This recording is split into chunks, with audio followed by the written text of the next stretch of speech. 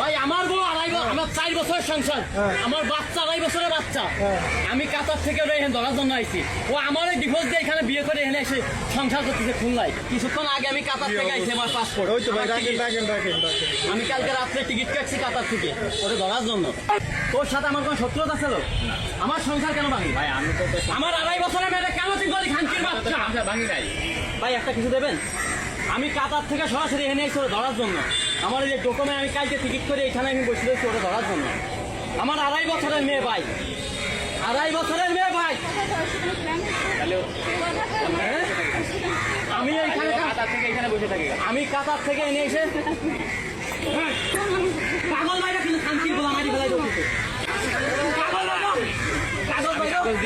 ভাই আমার বউ আমার 4 বছরের সংসার, আমার বাচ্চা 2.5 বছরের বাচ্চা।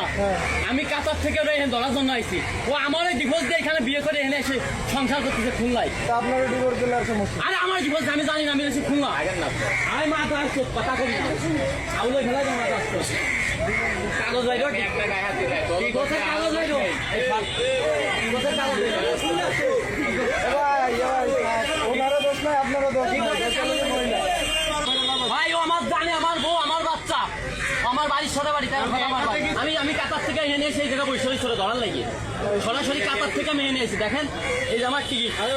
আমি কিছুক্ষণ আগে আমি কাতার থেকে আইছি, আমার পাসপোর্ট।